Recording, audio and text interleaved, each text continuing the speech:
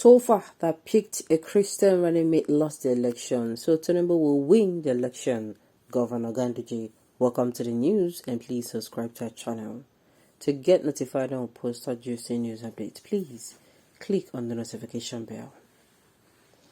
The executive governor of Kano State, Abdullahi Ganduje, has stated that the main problem of the country is politics with bitterness. The governor stated this on Tuesday when he met with the Northern Christians. Also at the meeting with the Christians are Governor Amidu Masari of Katsina State and Nasser El-Rufai of Kaduna State. Speaking further, he noted, "We have to pick a candidate who is tested and trusted. He is Ahmed Tinubu. He was governor for 8 years. He picked a successor that was liked by the people." He noted that history will repeat itself in 2023, adding that during the military regime under General Ibrahim Babaganda's transition to civil rule, there was an election between MKO Abiola and Alhaji Basha Tofa of SDP and NRC. Abiola's running mate was a Muslim. It was a Muslim ticket that won that election. Tofa that picked a Christian running mate lost that election, so Tinubu will win. Well, anytime they come and start referring back to MKO's death, that is how he picked. Oh God, that time and now is not the same, and people things that has not gone so bad.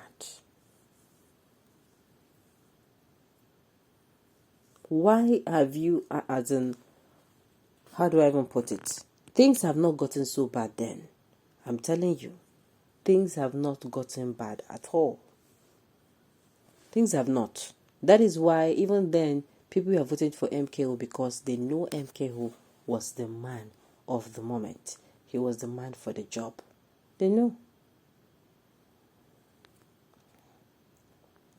So it is the Christian running mate that made him to lose. Let's Christian unite and put the enemies to shame. Oh yes, Muslims are majority in the north. That is why he said so. Wow.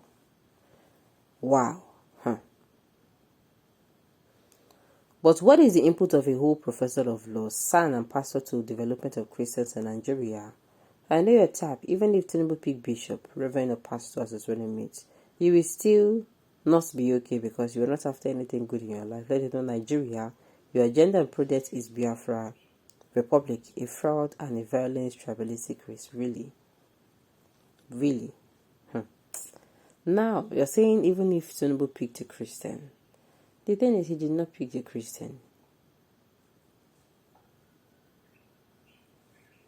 He did not, pick a Christian.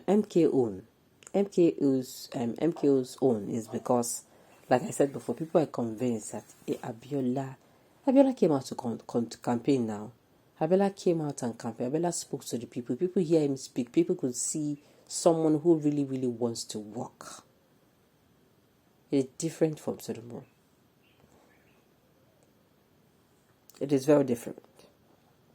So coming out to say, what is the professor of the law? That is, you're referring to Sibanjo. What did he do? Brother, they are there for checkmate. I've said it before. What I feel they do is that, if, let's say, for instance, now, just like Muhammad Buhari and Sibanjo is there, you understand? Just like they are there. What you would do is, if, let's say, Buhari wants to make a decision, Buhari wants to make a decision now, and maybe it's going to be too extreme on the side of the Christian. It is that Christian vice that will tell him, this is too, no, you have to go front or you have to go back. Do you understand? Okay, the same way if you have a Christian president and a vice, a Muslim, you will always come. That is justice. There's no two ways about it. You will come and you say, you saw on this one, or you have said, no, this one is too much, or this one is okay. So for Ganduje to come and tell us that it is the Christian ticket that made Tinubu to win the election, that is how he's sounding. I don't even understand at all.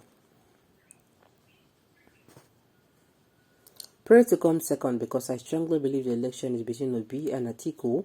Majority of Nigerians are waiting for you at the poll. APC will no more after Buhari. You do not need a prophet to tell you, guy. APC is no longer selling in Nigeria. They don't sound too sure. Don't sound too sure. Nigerians are waiting to cast their vote for Tinubu to become president, and your eyes will clearly be open to no politics. Okay, my own is 2023. Let's keep everybody alive. Alright. In 1993, both Christian and Muslim fall in love with Abiola because of his benevolence to the Nigeria and Nigerians' progress. Exactly. They fell in love with the way he came out, the way he longs to make things better. 30 years after, the same gesture that was given to Abiola is being reciprocated to P2B due to his love for Nigeria and Nigeria's progress. Do you now get it? So Buhari that picked a Christian also lost election. Ganduje. Okay, can somebody please tell Ganduje that Tinubu is not Abiola and neither is King Igbe, Shetima, the Boko Haram kingpin. Furthermore, 2023 is not 1993. Alright, and what happened to Abiola at the end of the day? Death, Abi, so that we end Tinubu, Abi. I'm not the one that said it too, but you reference that history says it. And as I find trouble. Do not forget that Abiola was never sworn in as president. History, I guess, will repeat itself again. So there is no Christian in the north that can be picked as vice presidential candidate. Religious bigot. Okay, this is getting interesting. So my own opinion is that you see this issue of Nami. It is Muslim that MKO did.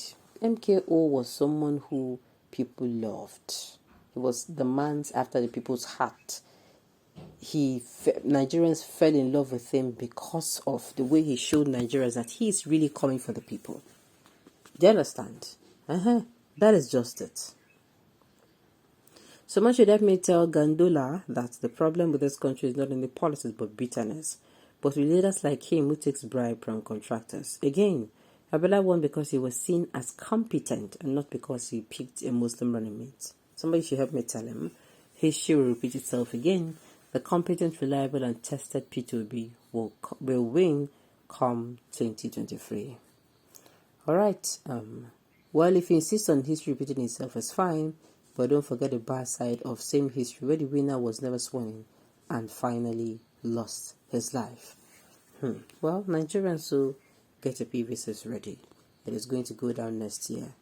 Do not sit on the fence. For those, I'm still hearing people saying, hey, if I vote now, what difference would it make? It will make a difference. Make up your mind on who to vote for and vote wisely. Alright, on this note, we have come to the end of the news. We say thank you for tuning in to listen. Until I come your way next time, enjoy.